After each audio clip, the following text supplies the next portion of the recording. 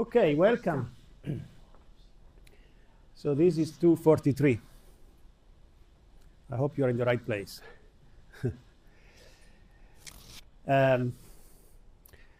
Okay, my name is Paolo Beretta, and I am very happy to teach this course.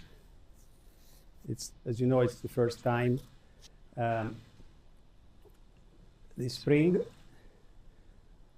although this course has been taught very similar in Polytechnic of Milano for about maybe 12 years for the first year PhD students in energy, in the energy program.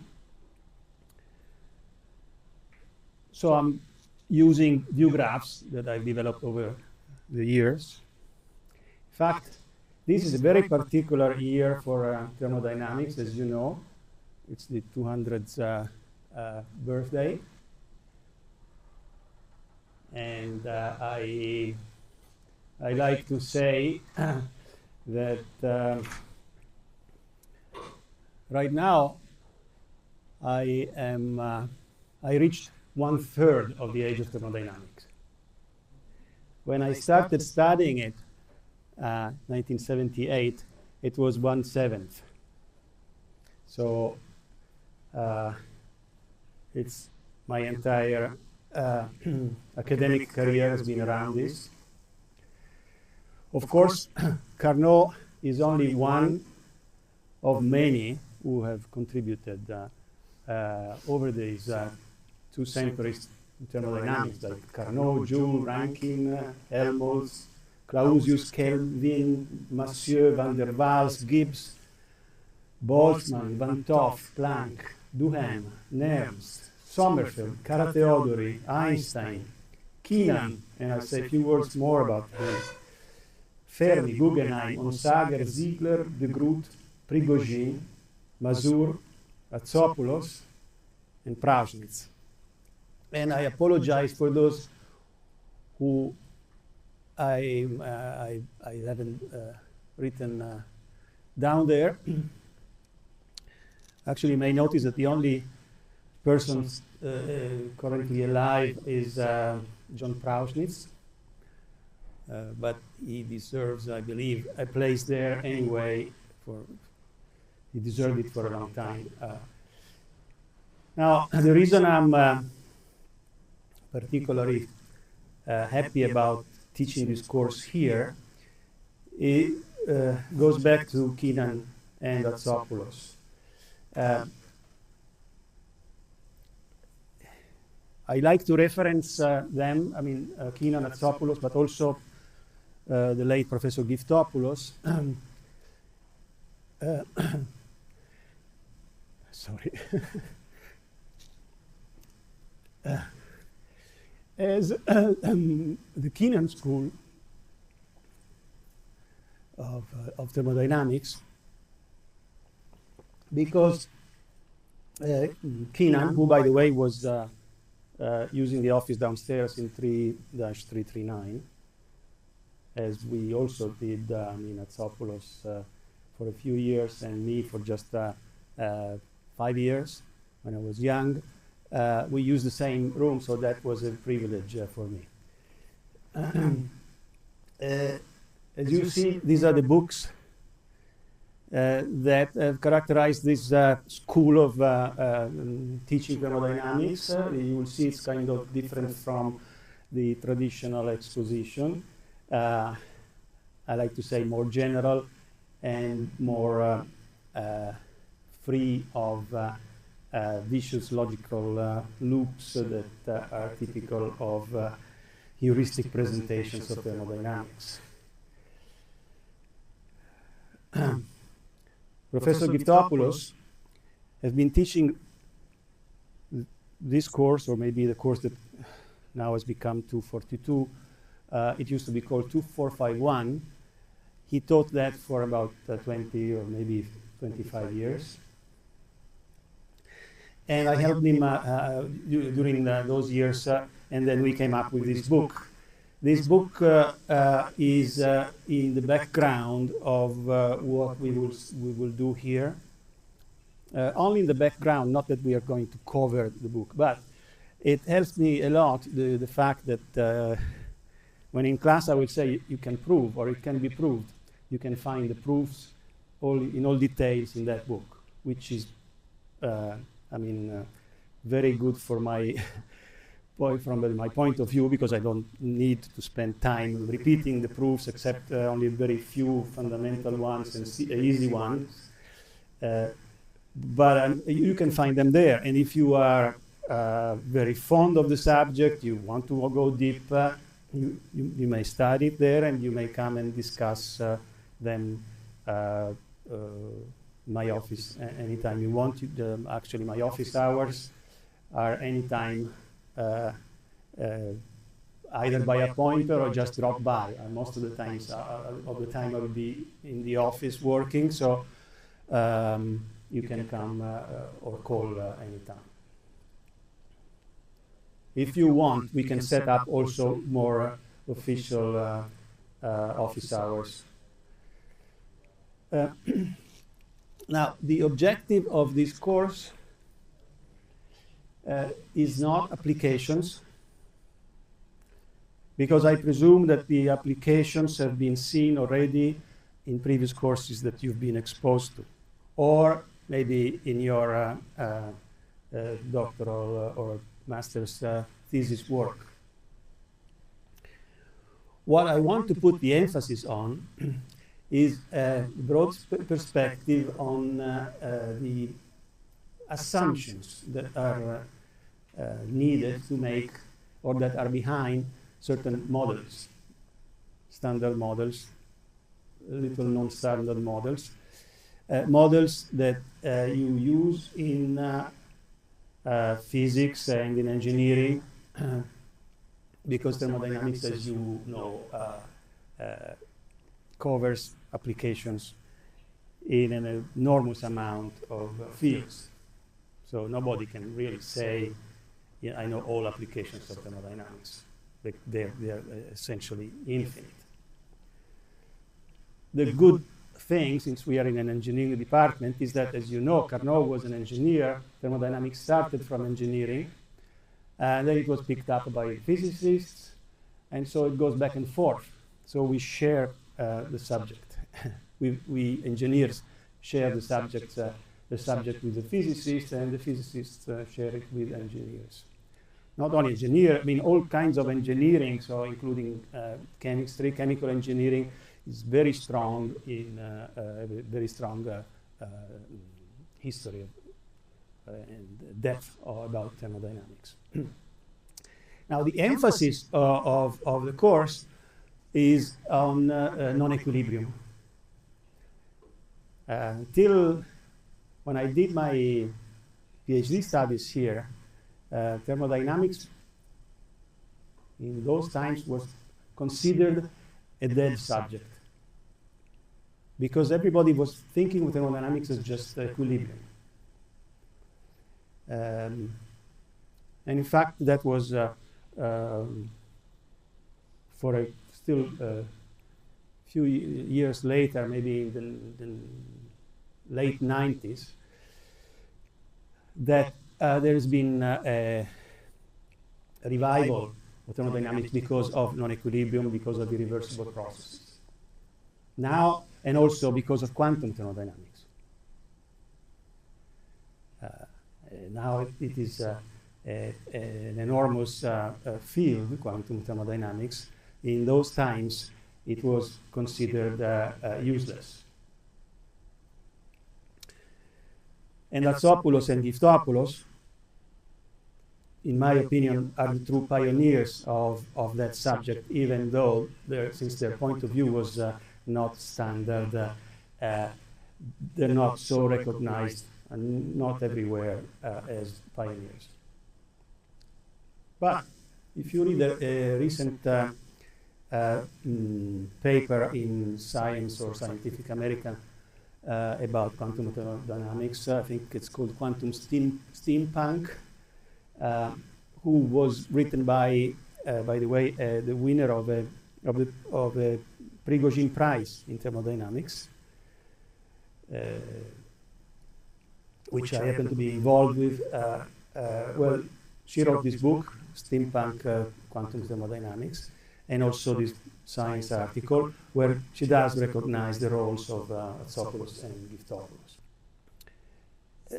So the course is 3 parts. The first part is a review of the basic concepts and definitions, but with this emphasis on non-equilibrium, and especially on the definition of entropy for non-equilibrium states. And in particular, we will see an interesting aspect of what heat interaction is, and the generalization of the concept of heat interaction that is useful for describing the non-equilibrium states of continua, like fluids. The second part, which is focused on chemical potentials or electrochemical potentials. So multi-component systems and the role that chemical potentials have in describing them. So I'm not reading all these titles. And the last part, the last third of the course is more explicitly on the standard theories of non-equilibrium, like in particular the role of Sager reciprocal relations, and the assumptions that are needed to describe these states, which are non-equilibrium, and how they evolve in time, and how you relate the entropy production by irreversibility to the various fluxes and forces in play. So, yeah, this is about the grading policy. There will be everything is going to be oral. The emphasis, the reason why this is very unusual, it may scare some of you.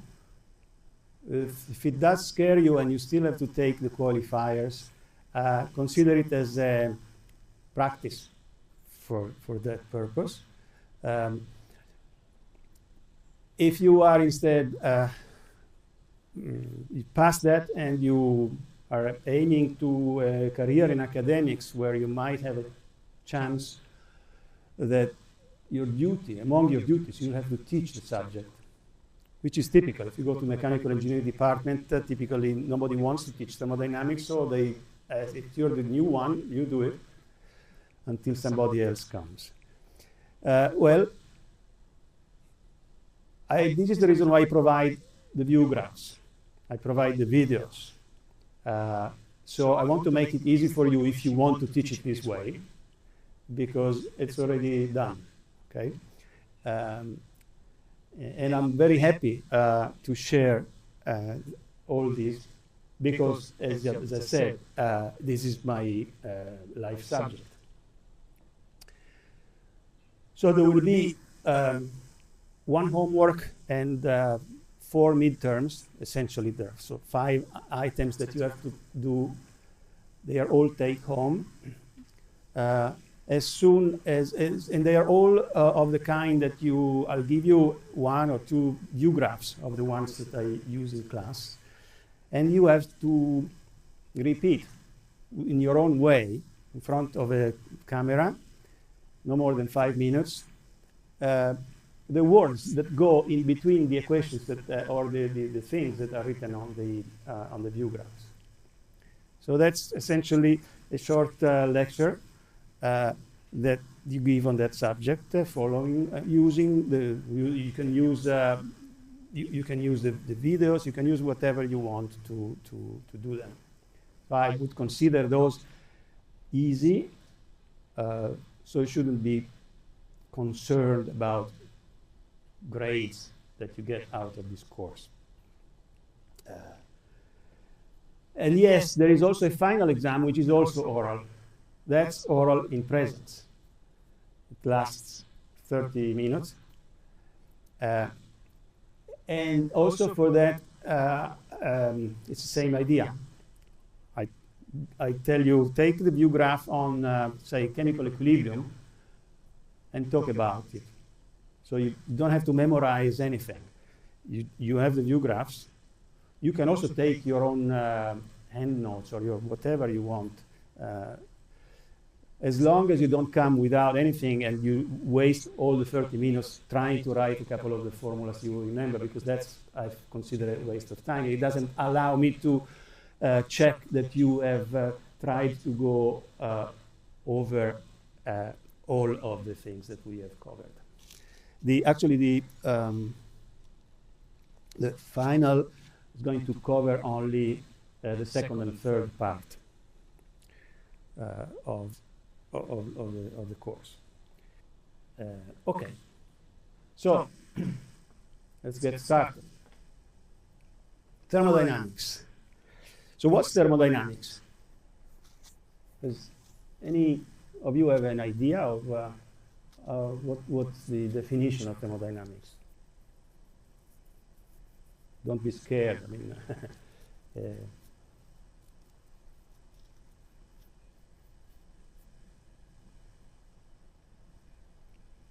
no? You're shy? Yeah.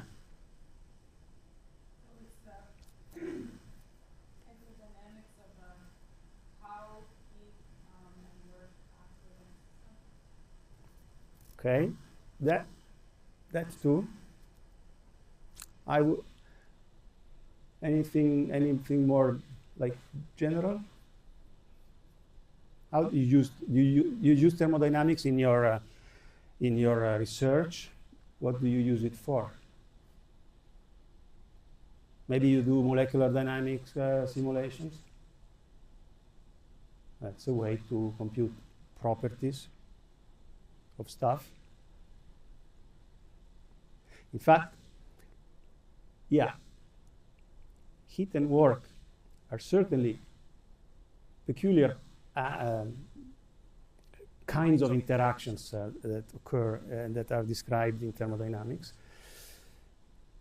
But in general, thermodynamics is a subject where you say, let me use words that I haven't defined yet, but it's a subject that allows you to compute properties of physical systems and see how they change with time and how they are maybe transferred from one system to the other, like by means of heat and work. All right? So system,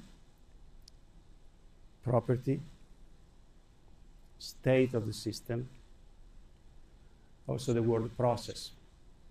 Okay, so this is why I want to spend some time in defining these things, these words.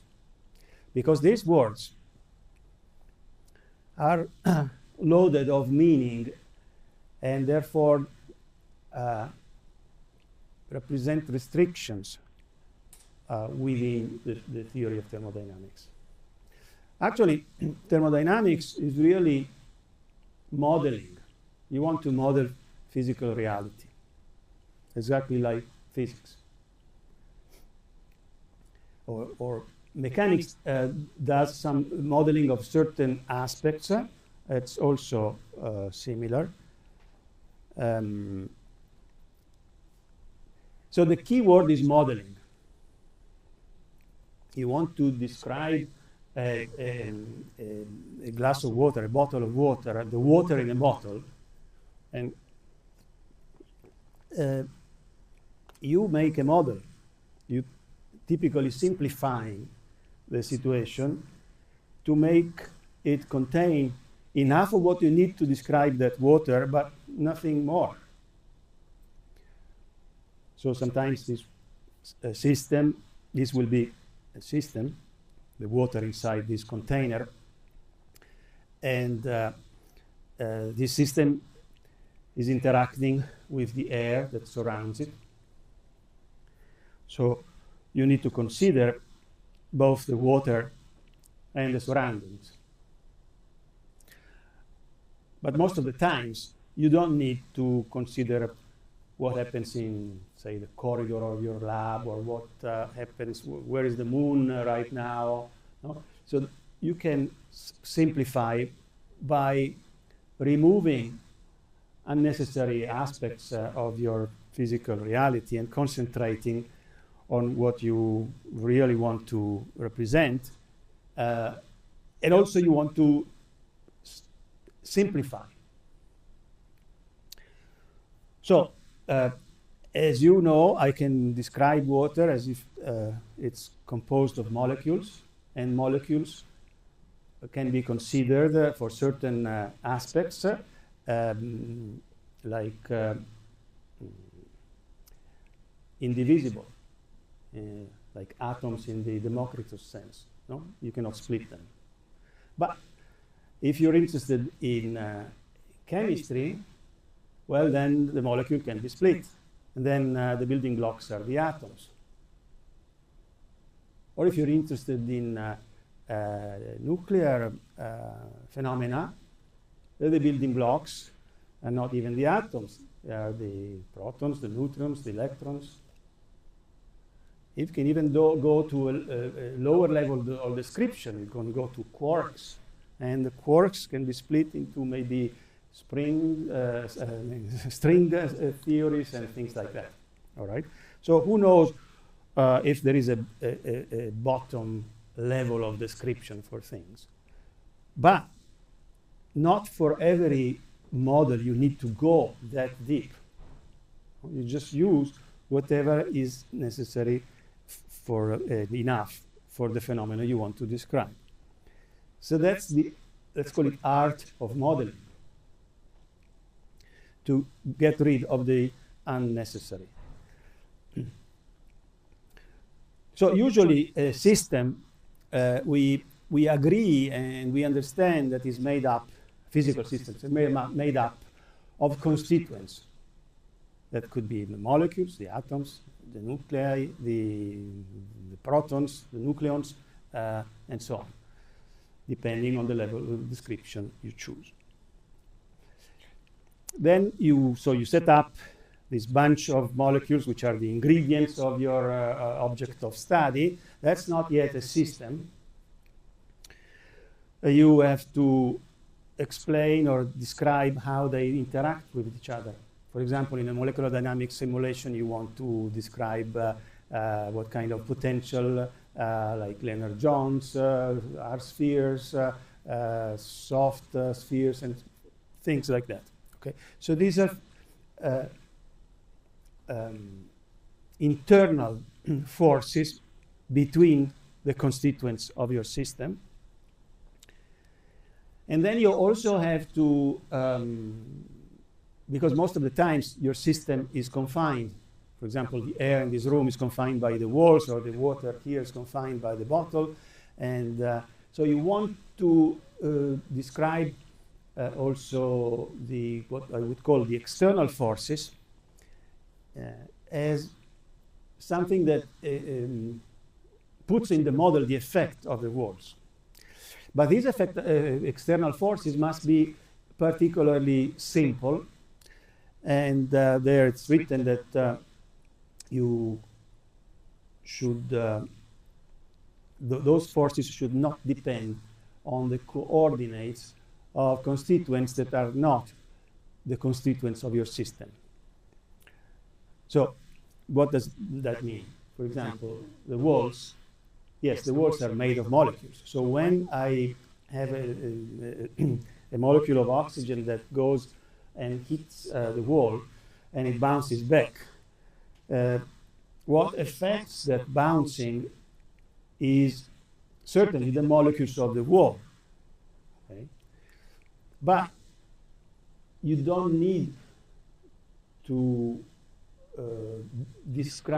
include the molecules of the wall in your model unless you're interested in the effects also of what happens inside the wall. You could just describe that as like a mirror bouncing, or an elastic bouncing, or inelastic bouncing. You can define rules of how the walls behave when particles go and go and hit them. So these rules may depend on some control parameters. For example, where the wall is. You could have a classical piston, no? You can move a wall. Okay? So you control the position of the wall. You could also control with other parameters what the wall does to your particles. Okay? As long as that effect is not dependent on within your model of the coordinates of those particles. So if the external forces are of this kind, then we can call it a system. And here is a counter example. For example, suppose I have a hydrogen atom with a proton and an electron. And we all know that electrostatics makes such that the force sorry for interruption.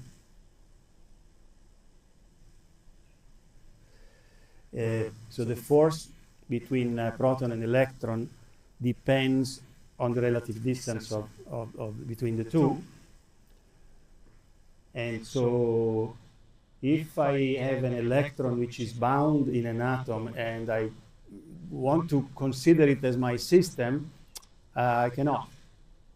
That cannot be a system because the external force depends on the coordinates of the proton. So if you want to consider that situation, you have to include the proton in your system. Or you have to, or you can only do it if the electron is in a situation where the effect of the proton is independent of the relative position. Those are very few, except if the electron is very far away from the proton. So like it's a free particle. Okay? So the word system is loaded. And as I said, most of the times you need your system, which is confined by, say, the walls, according to those rules. And also you need another system to be outside, which is capable of interacting with it. For example, usually we call that the environment of the system, which in principle is the rest of the universe, but in practice is that little part of the rest of the universe that is relevant to your application. Okay?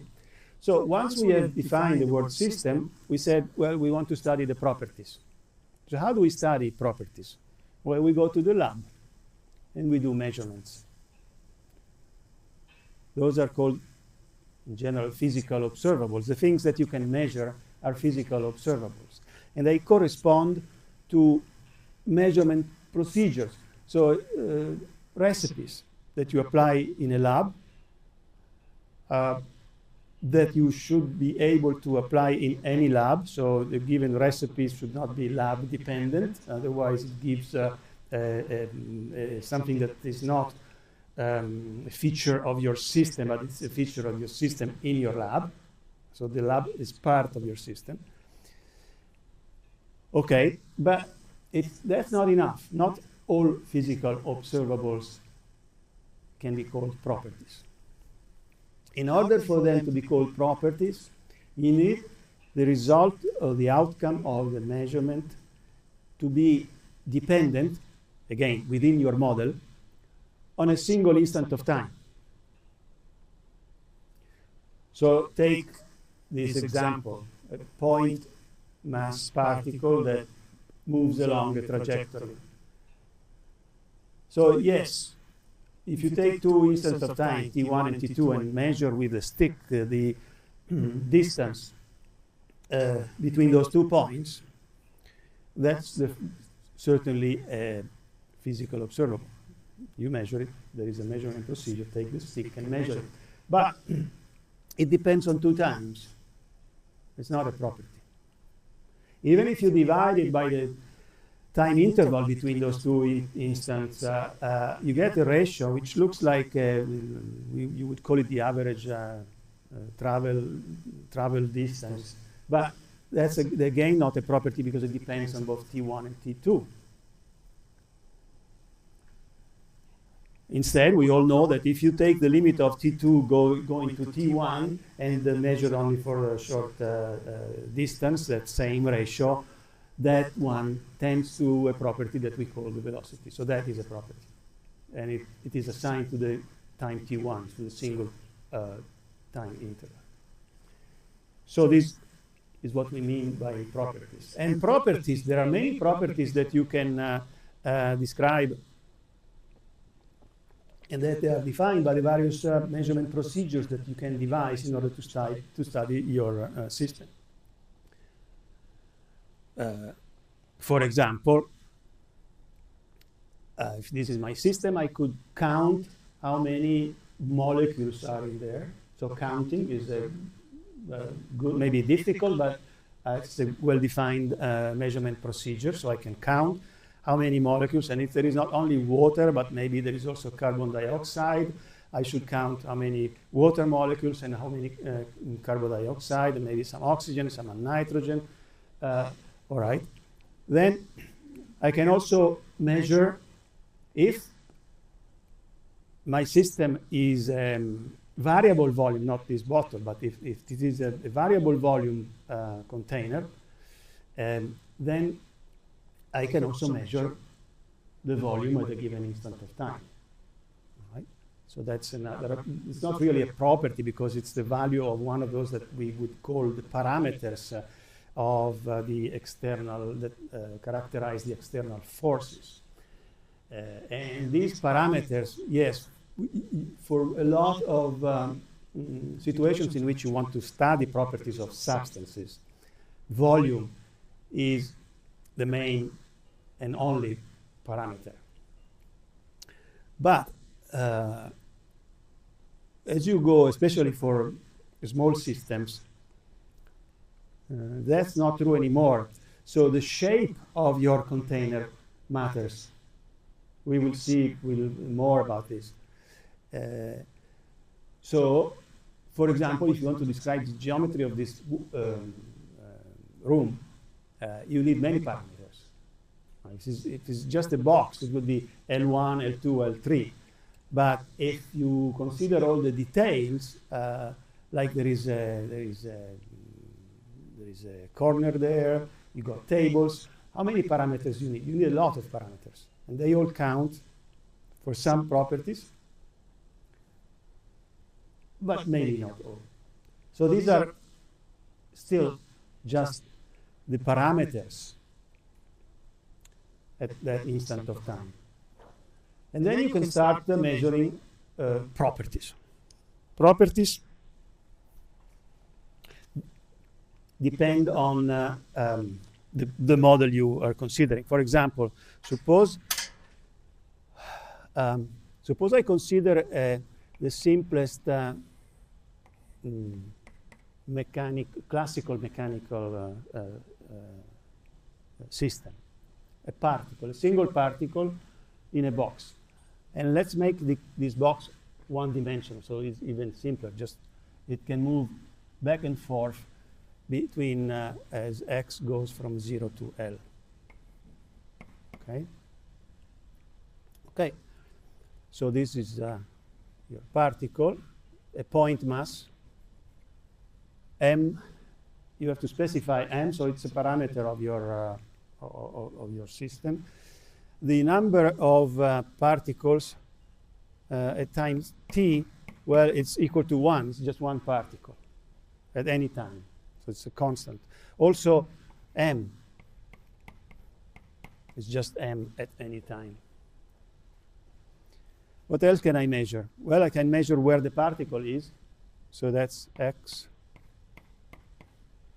That may change. So that's a variable property. I can also measure x dot, the rate of change like we did there for velocity. Okay. So it turns out, as you know, that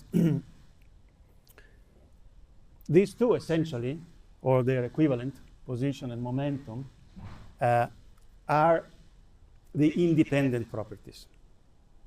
If you measure those, with those measurement results, you can compute all other properties of that system.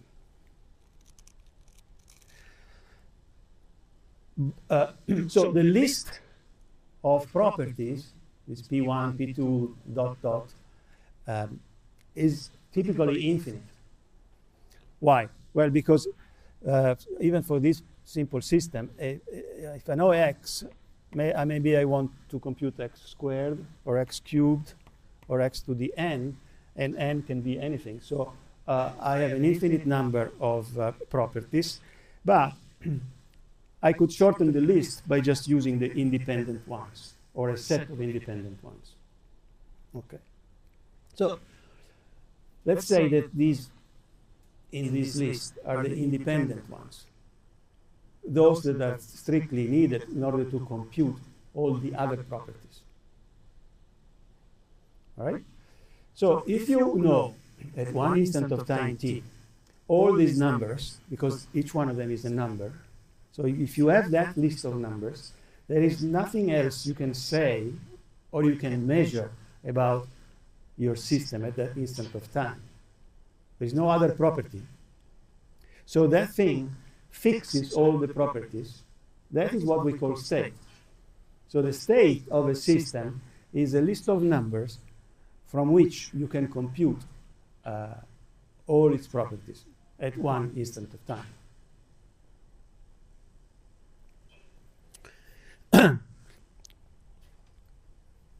The same system, let's make it here, in another theory,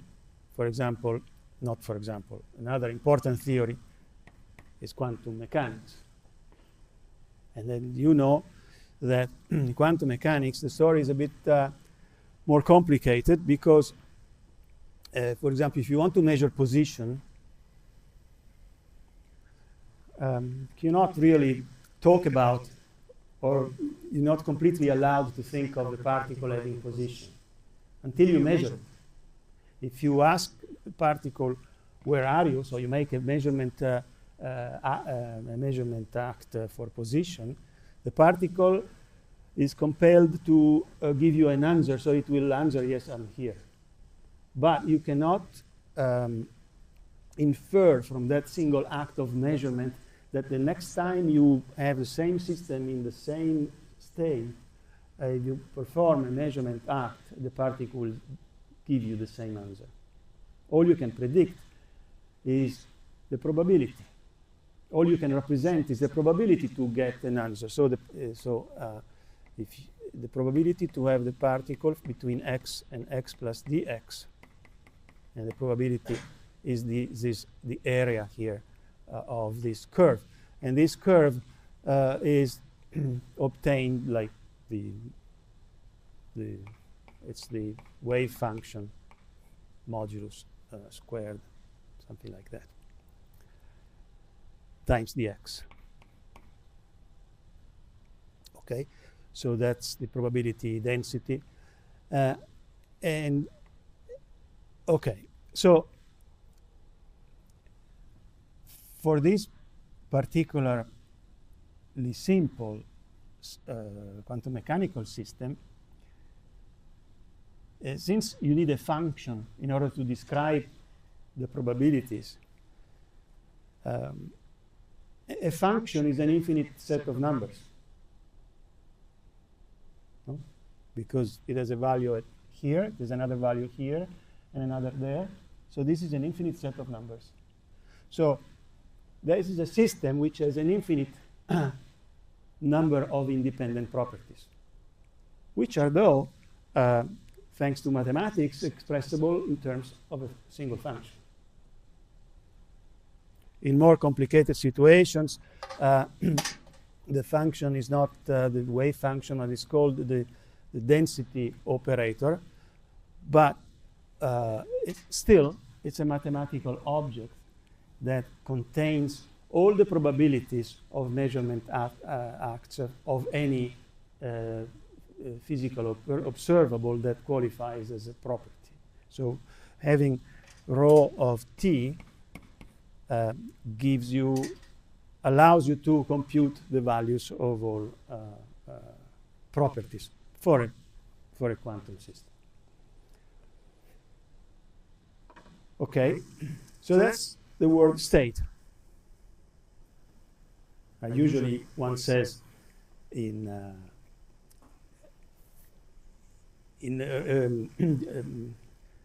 easy exposition of thermodynamics, one says, well, the state of the system is its condition at a given instant of time. Okay, that's what we mean by condition. It's a list of numbers, all the values of all the properties. The next stage is that if I know the state of the system, and actually here I'm going to use the letter A to represent, we use it for several purposes. The box typically represents the idea of system, and A is the name of the system. A sub 1, it's really A at time t1. So A sub 1 is defined as the list of all the properties at a given instant of time, t1. That's just for shorthand. So if I know now the state, I want to see how the state evolves in time. And the state,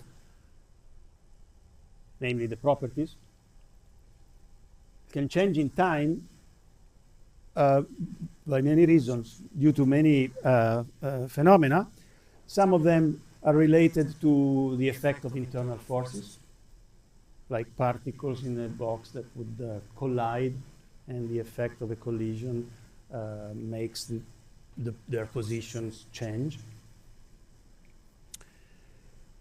They may be due also to the external forces, collision with the wall, or change of the position of a wall.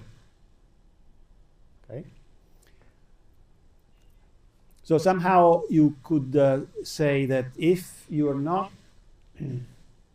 playing around with the parameters of the system, changing the walls or moving the walls, and what happens is just due to the internal forces, you call that internal dynamics, we call it a spontaneous process. Within the system, it happens all within the system. If instead the change of your state, so the change of the properties, is due to either what you do to the walls, to the moving of the parameters, or to what happens on the outside of your system. So if I have some hot air that goes around this bottle, and therefore there is a heat exchange through the wall that is going to heat up the bottle, or maybe cool it down. You put the bottle in the refrigerator, it cools down. All right? That is an interaction. And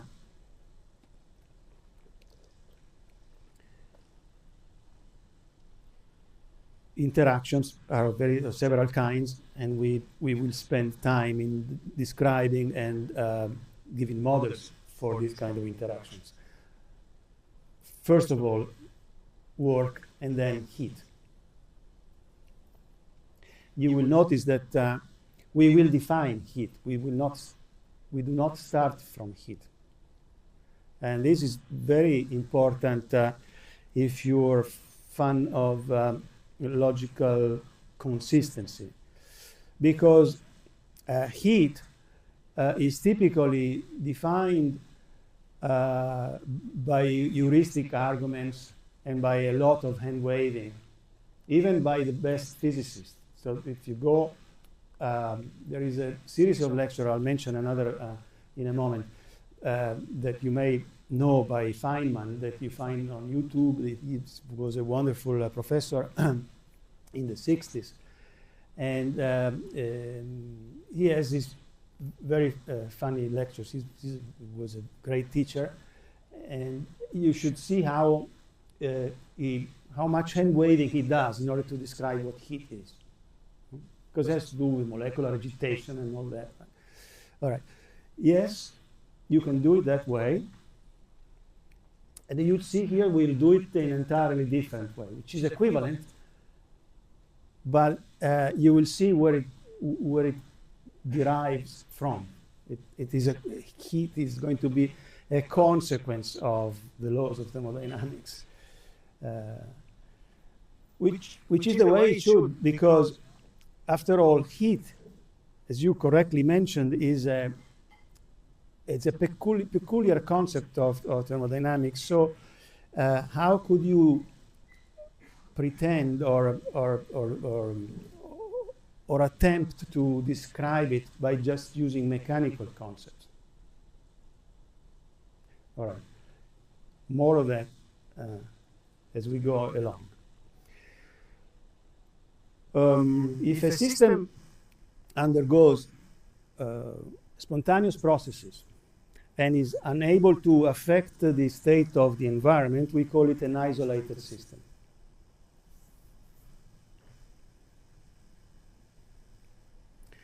All right, so we have the state, and we want to describe how the state evolves in time.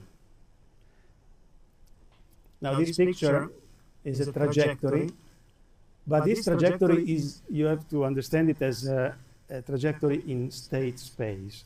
So, for every independent property, you should think of having, suppose you have just 3 independent properties, like x, y, z, then the state is a point here. But if I have more independent properties, I need more axes, one for each independent property, so I need a multidimensional space. Not easy to draw on the blackboard, but easy to imagine. It's an abstract idea. So that's what we mean by state space. And the state that evolves in time, we call it a trajectory. Typically, the description of the trajectory in our models is the solution of a differential equation that we call the equation of motion of the system, which says the rate of change of the state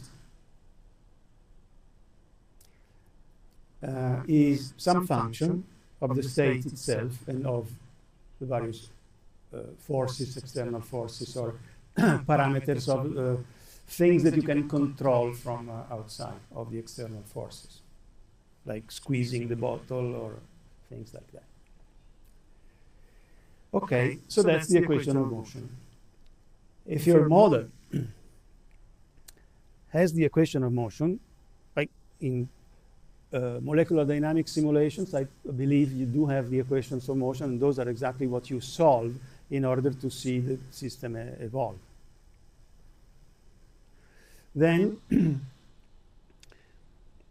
by analyzing that equation of motion, or maybe the results will suggest ideas about analyzing the equation and finding some general features of that time evolution. These features, if you can prove them, they are theorems of the equation of motion.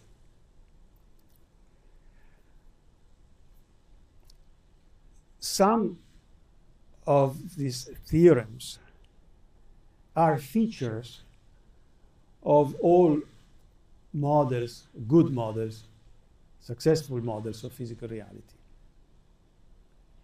In other words, what I'm saying is that if you're describing a piece of physical reality with your model, that model, So it will have an equation of motion.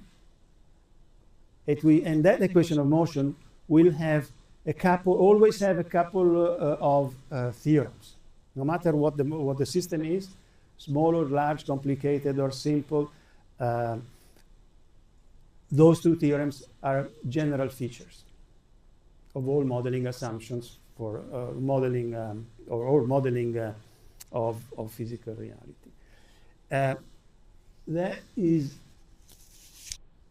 what we call, I mean, they become so important, these results, because they're general,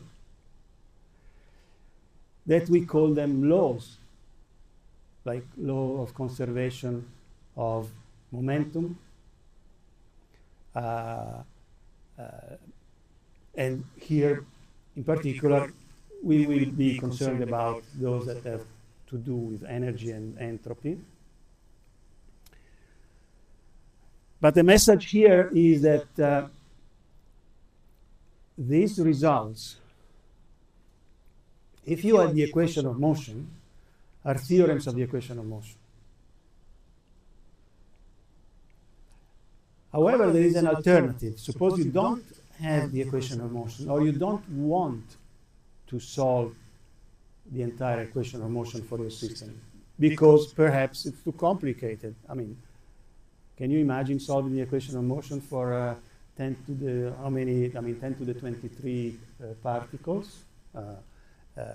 If you do your molecular dynamics simulations, the number of particles may be, I don't know, a million, but not 10 to the 23. Go.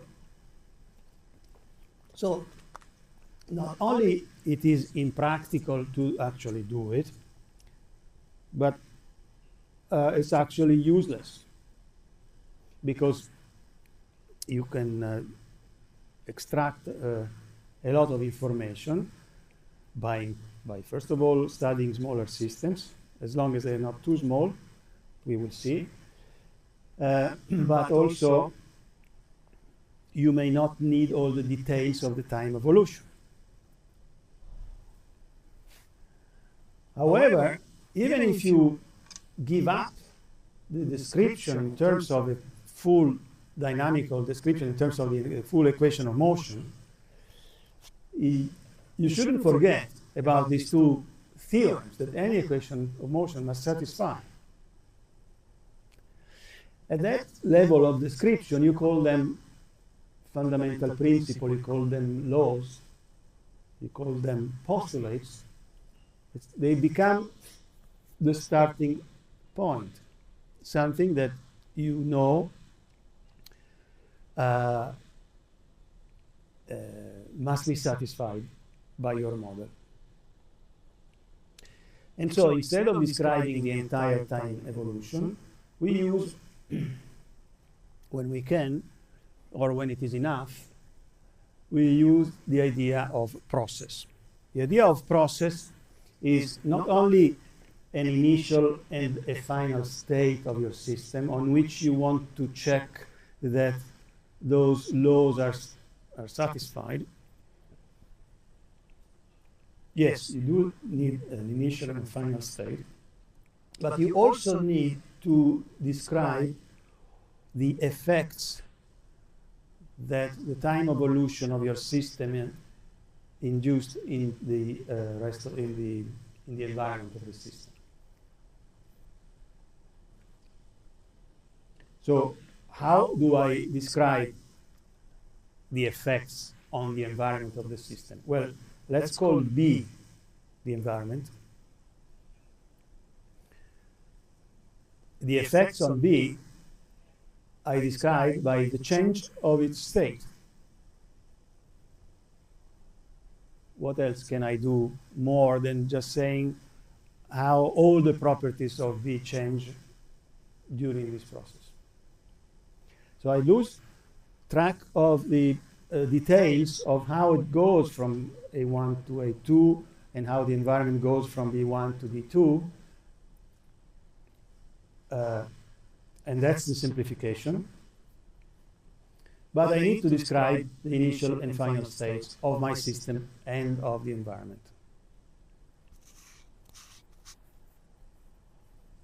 So that is that's the idea of process, the meaning of the word process. And now we get ready to to introduce the first law. In order to introduce the first law, we need to define a particular kind of a process that allows us to connect this more general theory that we are constructing to what we know from mechanics. So we consider the simplest mechanical object, something like that. Here it's represented by a mass in a gravity field, like a weight. That's why we're going to call this particular kind of process a weight process. So a weight process is one in which the external effect, you remember here, the external effect is the change of state of your system. In this case, for the weight process, B is just the weight, or the only effect that occurs outside of your system is the change in height or elevation of your weight, of a weight. So if you have a process like this, your system changes from one state to another, and the only external effect is the change in elevation of a weight. We call it weight process.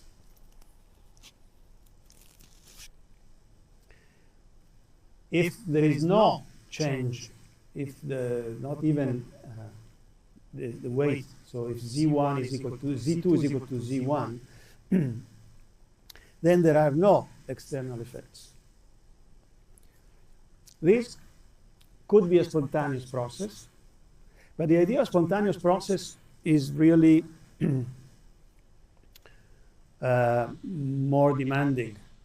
It requires that at all instants of time from T1 to T2, the weight outside doesn't move. Instead, you could have a zero change in elevation weight process in which it's only the initial and final elevation of the weight that are the same, but during the process, it may have gone up or down, as long as at the end it goes back to the initial height. Then it would be zero. Okay, so why is a weight process important? Because it enters the statement of the first law.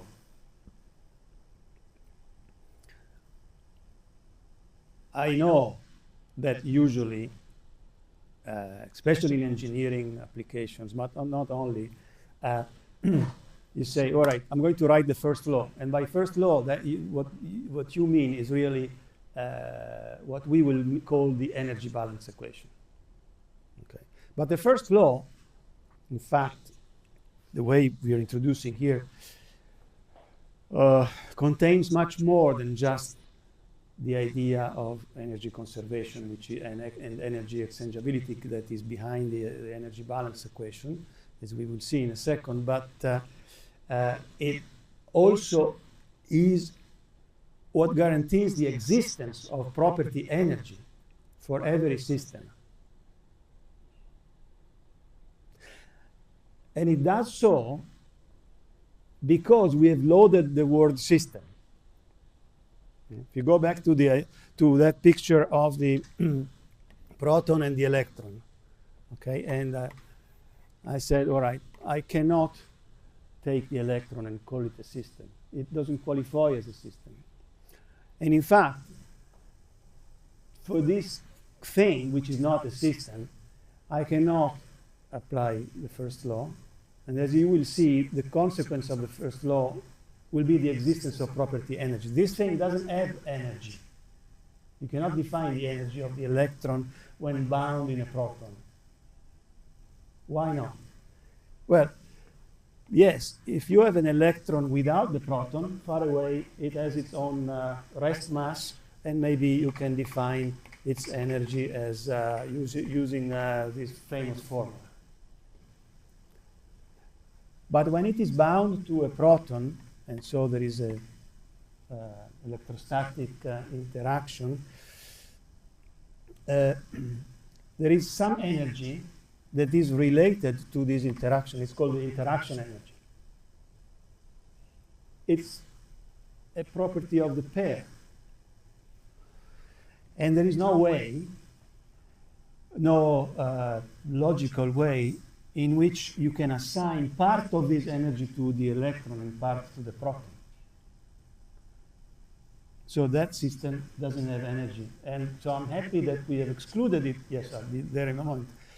I'm happy that we have excluded it by our definition of system, so that we will be able to say that every system has energy as a property. Every system satisfies the first law the way we state it, but it has to be a system. Yes?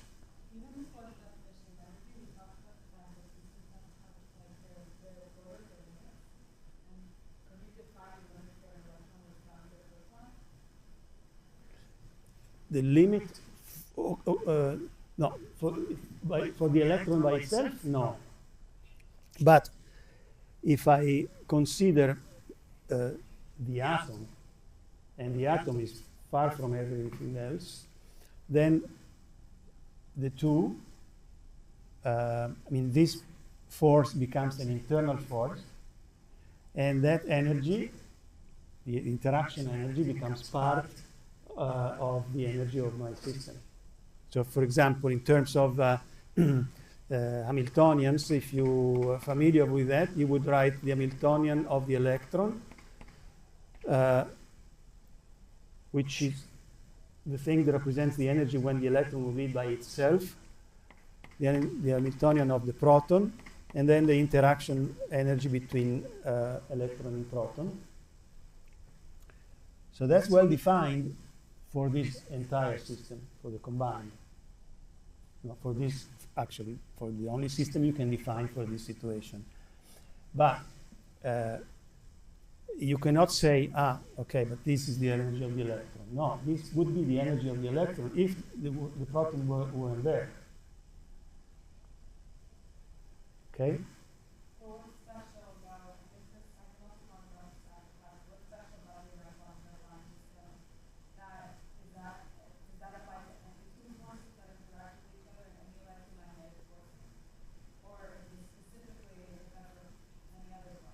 No. It's just, this is just an example, and this is the reason why I need. Okay, suppose you have, this is the moon, and this is the Earth. Okay, same thing. There is a gravitational force. Okay, you cannot consider just the moon as a system if, for what you want to describe, it is important what its interaction with the Earth is. For the moon, it's simpler in the sense that if you consider short instant of time in which the Earth is relatively fixed, so there is no change in the relative distance, then maybe for that instant of time, the moon will move a little bit, the relative distance will not change, so within that time frame, maybe you can neglect the gravitational effect from the Earth. But it's exactly the same idea. Or say, suppose this is the air molecules, like O2 molecules that are in this room, and this is the cement molecules in the wall. If I can model the cement molecules in such a way that they are they imply a fixed effect on the molecules outside, so that this becomes an external force that does not depend on the position or the movement of the cement molecules in the wall. Then this is an external force. And essentially what I do is substitute this with an effective potential of the outside onto my internal molecules. And that effective potential is a way to describe external forces. Okay. So, and this is what you need to do in order to come up with something that you can call a system and to which you can assign an energy. That's what any model in physics is about. All right. I'll be happy to discuss it later more if you want. Later or any day. Okay, so, all right. So what's the first law? First law says this is important. It's actually made up of two statements. The first one is that you take any system and take any two states of your system. They can always be interconnected via a wave process. So it's a matter of existence. In your model, you must allow this in order for it to be a good model. You have to find a way to interconnect. Now, there is something wrong in this slide. I'll have to correct it. The arrow. Because the law doesn't say that you can always do it in this direction. It says you can interconnect them. So if you cannot go from A1 to A2, then you can do it from A2 to A1.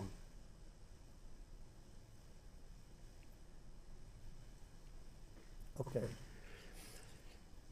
The second assertion is about how much potential energy, because from mechanics we know that the weight that goes up and down in a gravity field has a change in potential energy. Okay, so the potential energy change of your weight here depends only on the pair of states, not on the particular way or a particular weight process with which you can go from one to the other. Or in other words, all wave processes that interconnect those two states have the same external effect, or equivalent external effect. Because, sure, I'm using the weight in a gravity field as a prototype of mechanical effect, but you could also use a charge in an electric field, or you could use a point mass that changes from one velocity to a higher velocity, so the kinetic energy changes. But anything that is purely mechanical is the right-hand side of that. It's this external effect.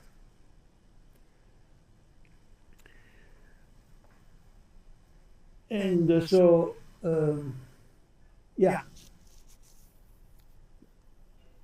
Those two assertions in the first law allow you to define a measurement procedure for property energy. Because as we said before, a property is defined by a measurement procedure. And what's the measurement procedure for energy? Well, you come to my lab with your system in a given state, and you ask me to measure its energy. Take your system, and I ask you to pay, and then I'll tell you, before you leave, that, look, really, yeah, on the door it is written that I measure energy. I actually measure energy differences. Okay?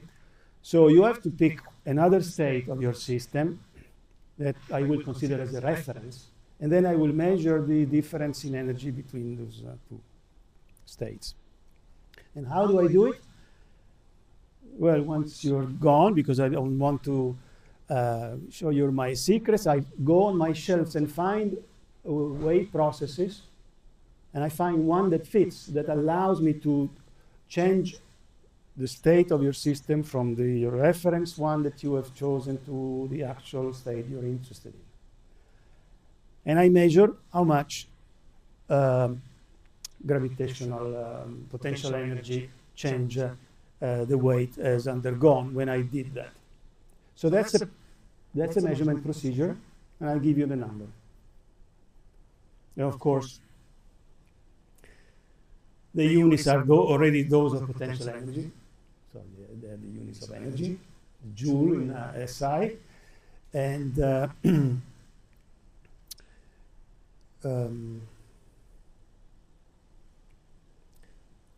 and what's nice of these two assertions is that they are valid for any system, any well-defined system here.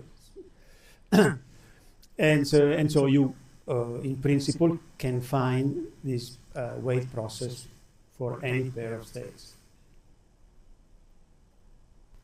Using that definition, you can prove.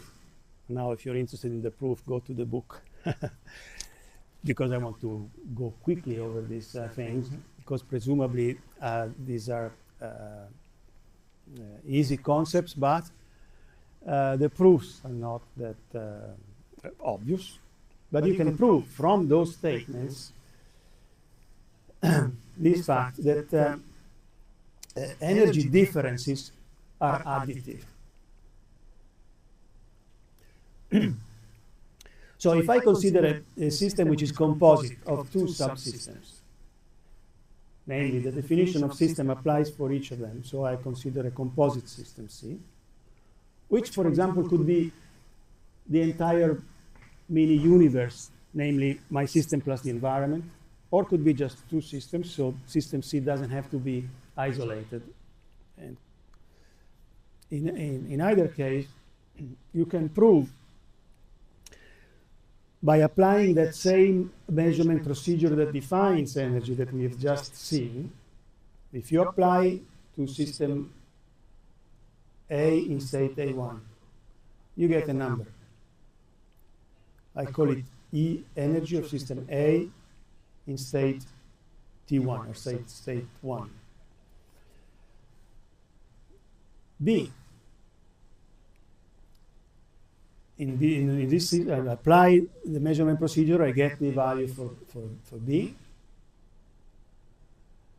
And then I also apply the measurement procedure to the composite system when the state of the composite system that I call C11 is actually C11 is actually A1 B1. So it means that it's the state in which subsystem A is in state 1 and subsystem B is in state B1. All right? The theorem says that the difference between energy, the difference in energy for system C with respect to the reference is equal to the sum of the differences of energy for A and B with respect to their respective references, provided that I have chosen as reference a compatible reference for system C. So I cannot choose arbitrarily the value for the reference energy for A and for B and also for C. Otherwise, I do not get additivity of the values. I only get additivity of the differences. All right.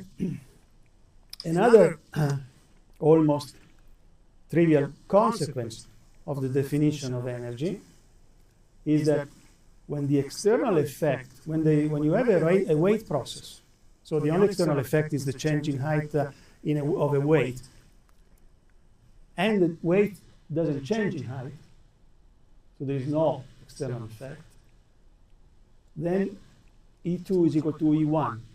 So that's the principle of energy conservation. So energy is conserved in a no net effect weight process. The other idea, which is important, is the fact that energy can be exchanged. So in other words, you can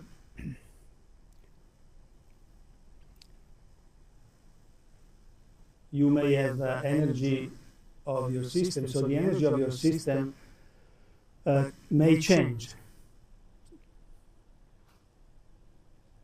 But if it changes, or suppose it goes down for one system, it must go up for some other system.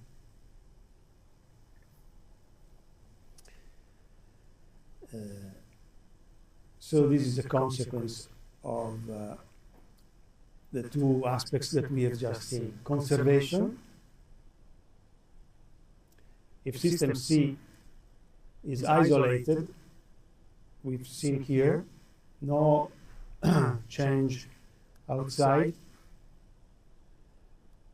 so the energy is conserved. But the energy is also additive. So if you combine these two, it says that whatever change of energy occurs for A, system A, is equal and opposite in sign to the change in B. So if it goes down for A, it goes up for B.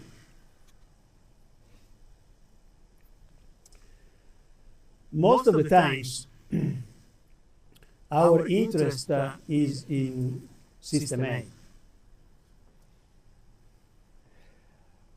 And so if our focus is on system A, the effect on system B, we sometimes call it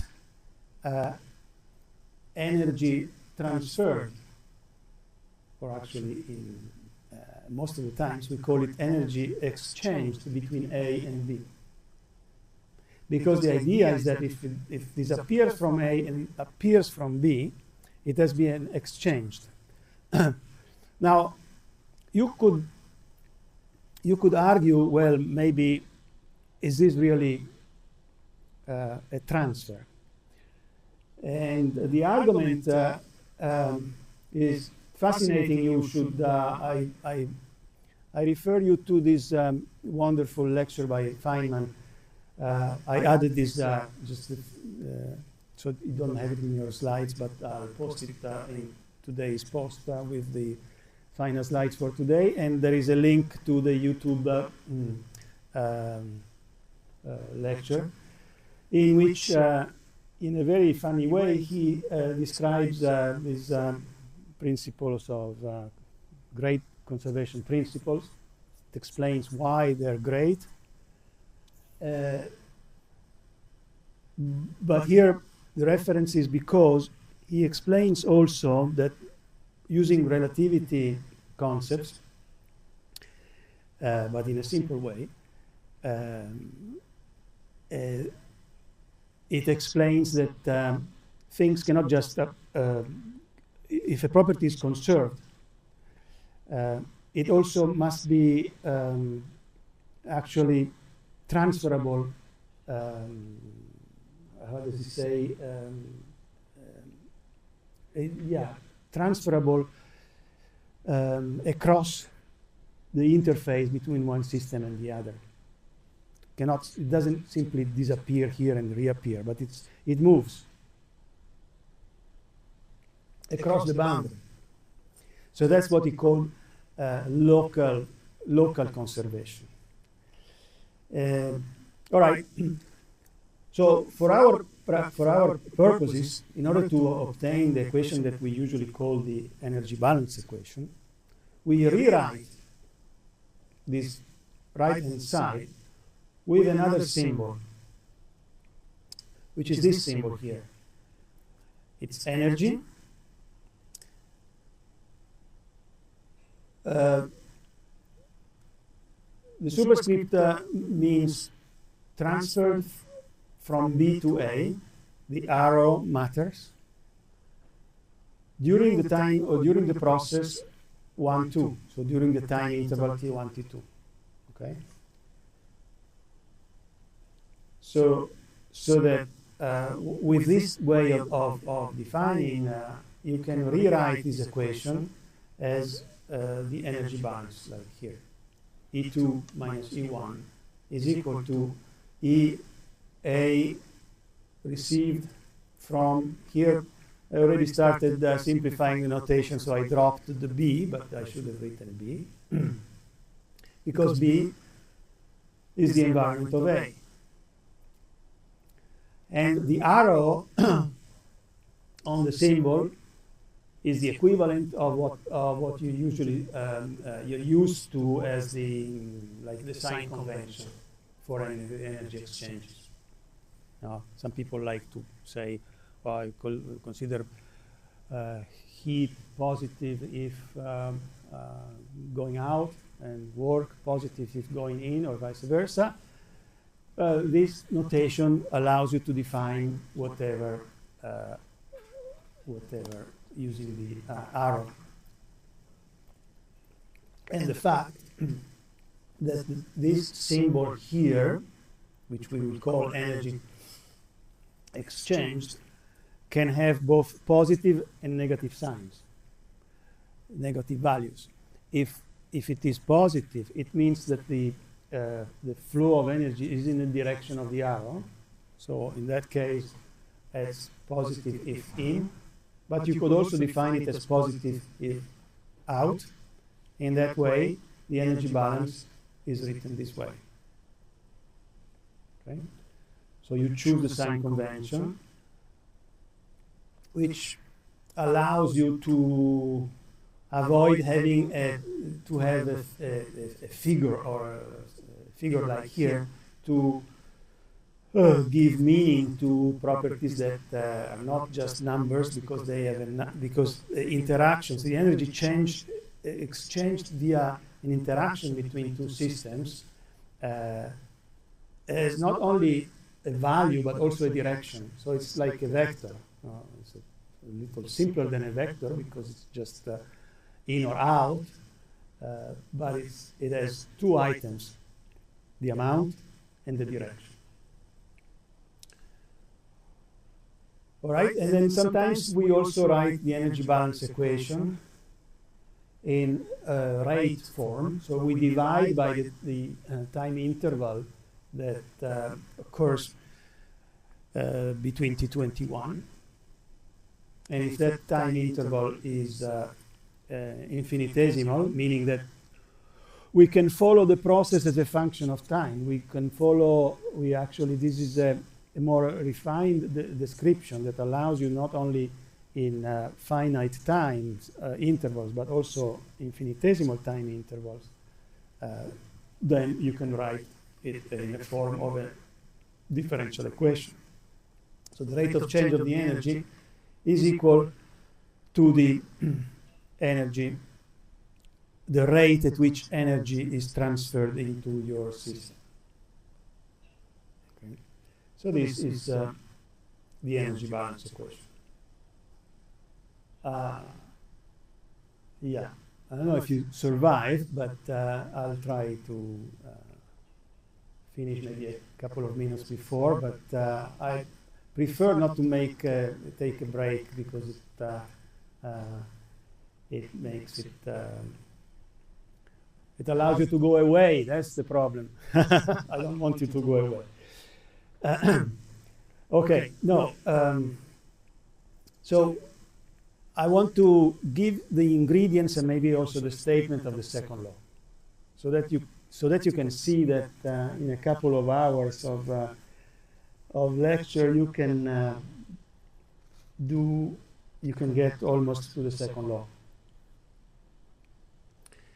The second law, at least in the statement that we are going to adopt, has to do with states and certain types of states. In particular, the stable equilibrium states will play a fundamental role in a key role, central role in the second law. So we need to define what we mean by that. So we can classify states according to two criteria. So that makes four possibilities. The rows here are characterized by whether the state changes in time or does not change with time. And the columns by what is the cause for those changes. Why does it change? Does it change because of something that occurs outside, so it's an interaction with an external system, with the environment of the system? Or does it occur even if those interactions are turned off? So, for example, in a spontaneous process. And these are the various possibilities. So we call unsteady state if it changes with time, and that is because of external interactions. The typical example, just to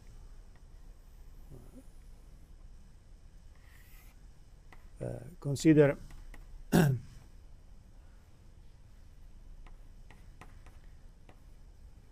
a bathtub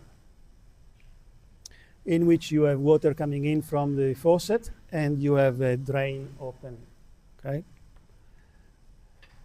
So if the flow rate, and suppose that this is a simple system in which the only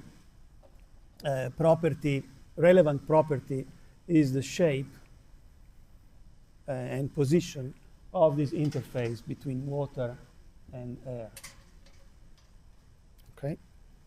So, an unsteady state would be one in which the level changes because there is no balance between the inflow and the outflow. If instead you have that the state doesn't change, in other words, you have a flat surface that stays put at the given height all the time, it means that, but this is due to the fact that there is a balance between inflow and outflow. That's a steady state.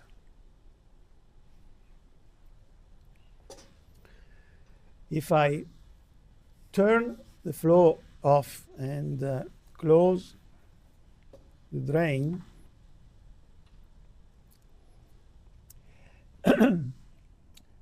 and the surface is flat and doesn't move, that is an equilibrium state. If it moves, because maybe I shake it and there are waves, that is a non-equilibrium state. In the non-equilibrium state, the moving aspect is related to the internal dynamics, not to the interactions with what's outside, not with external interactions. Okay, so that's the idea of this nomenclature that we use. Now let's focus on equilibrium. All right, there is equilibrium and equilibrium. The concept of equilibrium is known from mechanics, so I'm sure you've seen it somehow, somewhere. The stability of equilibrium also is important. It is important in mechanics. It is important in the entire physics. Now, if we go back to that idea of describing the change of state in state space, so that's A1, A of T1, and this is A of T2. With the understanding that now the blackboard, this point represents a point in a multidimensional space in which each axis is an independent property. Okay. So this is the solution of a differential equation, which is the equation of motion of your system.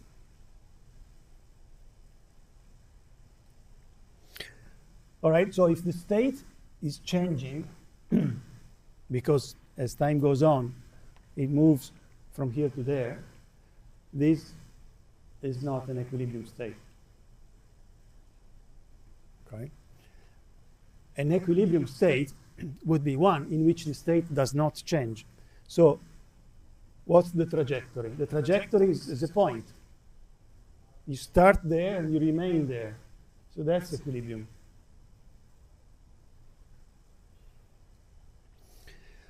The question is, or stability, is whether trajectories that are nearby, where do they go?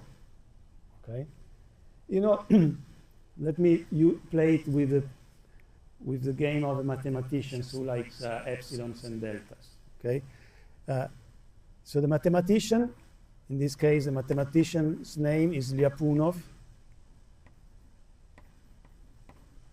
Maybe there is not sure about the right. Sorry for the spelling, maybe it's wrong. I'm not sure about the O there. Yeah, I don't think there is an O. Okay. All right. So Lyapunov says, give me, if the state, this state, equilibrium state, is stable, give me any small number, epsilon. Then I can find a smaller number, delta, which is a function of epsilon, such that if I consider all the states that are within distance delta from the equilibrium state, so within this small hypersphere ball of radius delta, any trajectory that goes, that has a point in there, will not evolve farther away than the bigger sphere. So it will stay close, so to speak. That's the idea. So this would be stable. But actually, this definition of stability is locally stable. Okay, so that would be a feature of this state and also of that state. However, and I'm not going to, because I don't remember it and it doesn't matter, to give you the epsilon version of the metastability, but it can be done. I can give you the reference for that. There is a difference between this locally stable state and equilibrium state and this other locally stable equilibrium state. This one, which we call metastable, is such that, look what I can do. I can, in a weight process, take this mass or whatever it is, take it up to the cusp, and then take it down to this same level, so that we are at the same level here. So in order to do that, I had to spend some energy from the weight outside to pull the mass up. But then that energy is given back to the weight, at least if I get exactly to this same height. At that stage, I have been able to do what? I have been able to change the state into an entirely different state, this one, which if I let it go, it will start bouncing back and forth. Okay? So definitely this situation in which the thing bounces back and forth is different from this one. All right. So this stable equilibrium state I'm sorry, this metastable equilibrium state, I have been able to change it to a different state without leaving any external effects. Whereas this is not possible for these lowest energy equilibrium state. Because if I want to go, if you want to change it, wherever I want to go, I need to spend some energy and it will not return it back to me. All right? So, with this in mind, the idea and the actual definition of stable equilibrium state, which is important, very important for the statement, for our statement of the second law, is stable equilibrium state is an equilibrium state that cannot be changed without leaving net external effects. Without net external effects, I cannot change a stable equilibrium state. And why is that important? Oh, sorry. All right. Do I have the time? No. Okay. Why is that important? We'll return then to the previous slide. Because the second law is about this question. It addresses and gives an answer to this question. How many stable equilibrium states does a system have? We all know the answer that mechanics gives. No? Mechanics says one. Only one is the minimum energy, provided, of course, you have fixed the number of particles and the values of the parameters of your external forces. Okay? So that's the answer in mechanics. There is only one equilibrium state. However, the statement that we will adopt, which is due to Hatsopoulos and Keenan, is that no, in thermodynamics, that's not true.